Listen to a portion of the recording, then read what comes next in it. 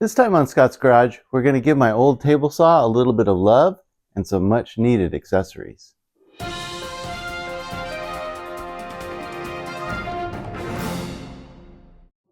I've had this table saw for quite a long time. It's kind of old and rusty, but it works pretty good.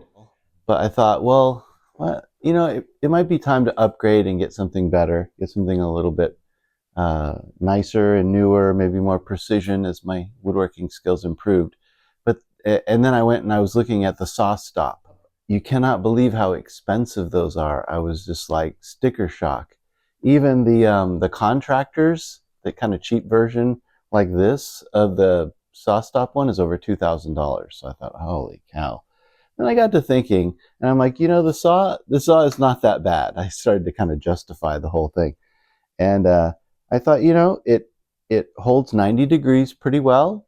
I don't have a problem with that. The height is easy to adjust, and the height stays there when I'm doing something. If I set it on a specific degree, that's pretty much accurate. It's that degree. So, and it seems to have enough power to get through almost anything. And so I was like, well, why don't I just give it a little love? Maybe make some improvements, fix it a little bit. And that's what we're going to do today, is we're going to do some different things on this table saw, and maybe we can get a few more years of use out of it. Okay, so a couple of things that I bought for my table saw.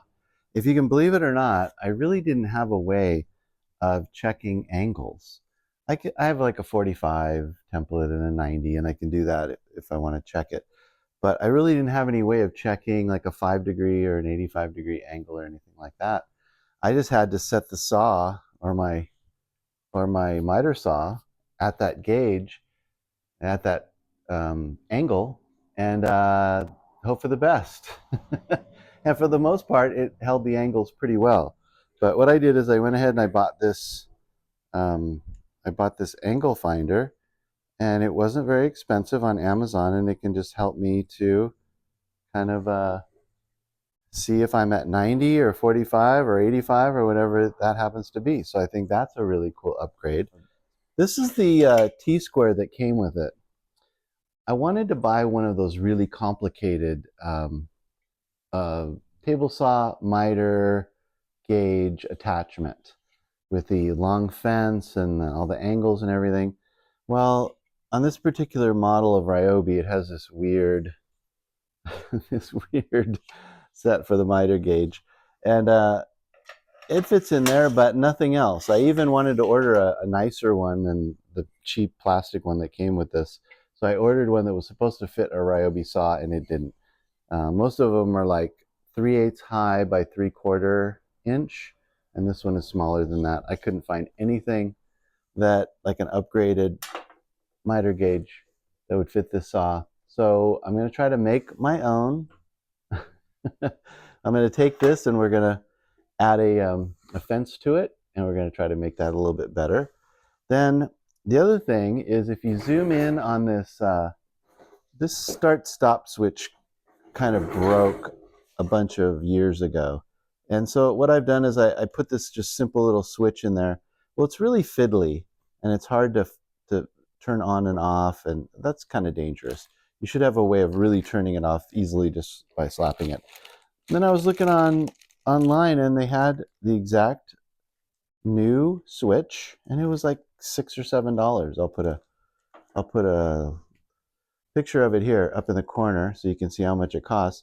So I think the first thing to do is let's replace this switch. Now, obviously the unit is unplugged, right? We want to make sure that we do that first. I replaced this switch a long time ago.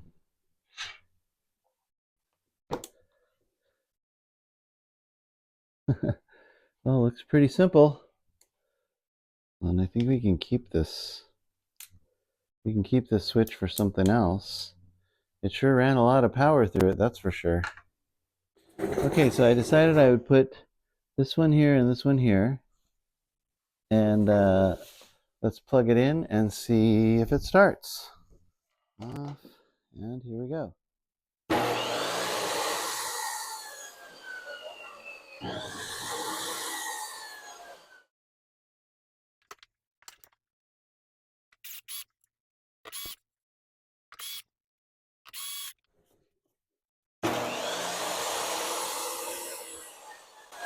All right, done. All right, the next thing I want to do is to take this piece of hardboard and I'm going to make a matching plate, but that only has a opening for the blade width. So let's take this off, we'll trace it, we'll cut it out, and then we'll drill some holes and go from there.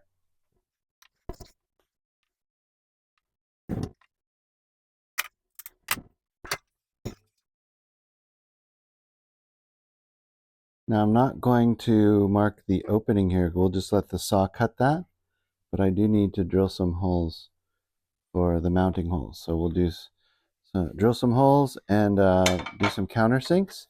So we're going to take this over to the new bandsaw over there, and we're going to play around with that for a little while. I was looking at those big giant bandsaws like the Laguna ones and everything, and they're like thousands of dollars, and I don't really have any place to put it, but this little guy was like $100, 100 something dollars. I'll put the photo of it up there, and it fits right in my garage here.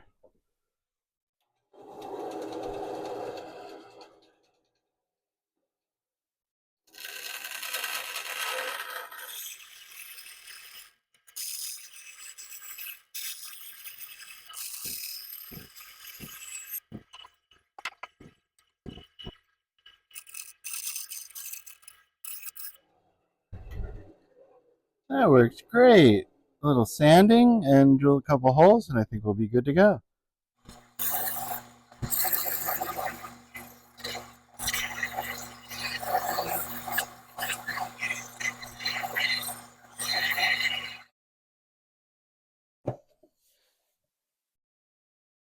Hey, that looks pretty good.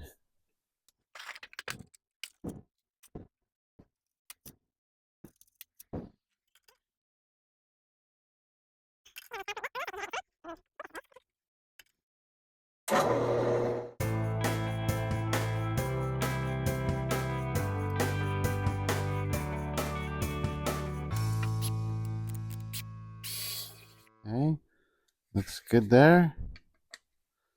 Looks good there, I think. Let's go see how it fits. Okay.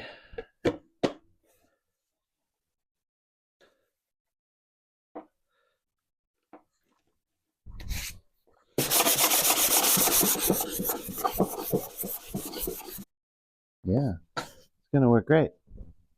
Okay, now for the piece of resistance.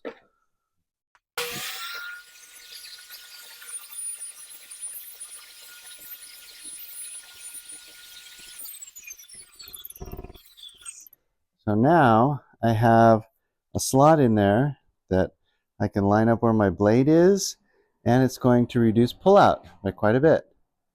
Next, let's work on this updated miter gauge. Okay, so I found this piece of wood that I think is going to be perfect.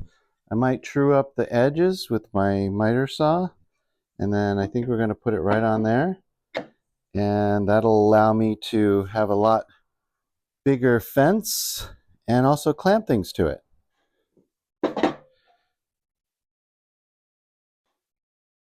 Line it right up with that.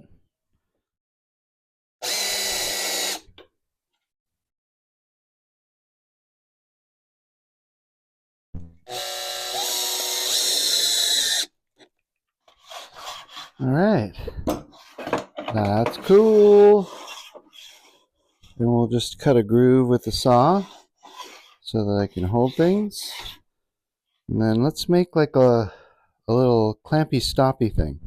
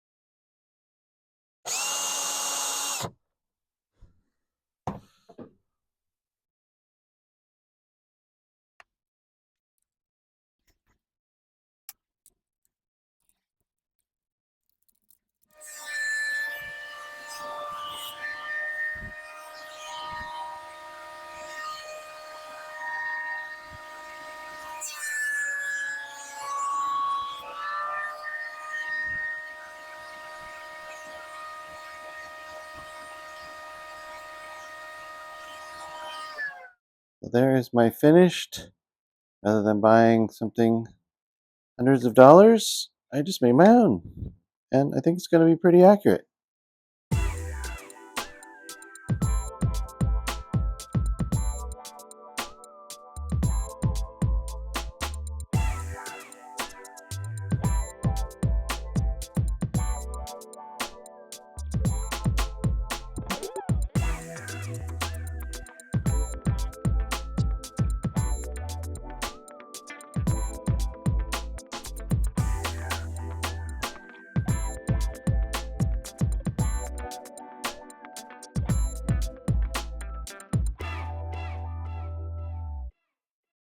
All right, so I just took a 2x2 and just cut this notch out of it in the front and in the back. And that's kind of where that's going to sit. And this is going to go like that.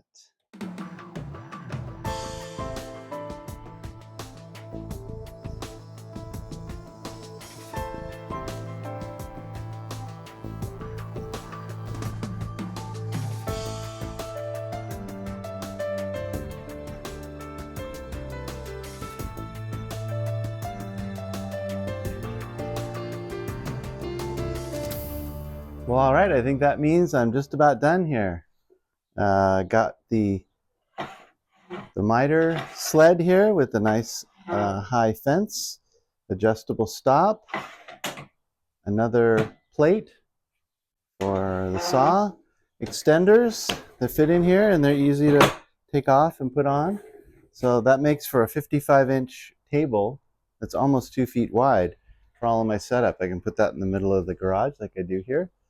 And so, got the switch. I think this thing is in pretty good shape. Well, all right, I think that just about does it here from Scott's Garage.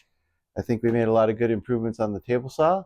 I really enjoyed doing this and hope you enjoyed watching it. We'll see you next time. Thanks for watching. Bye-bye.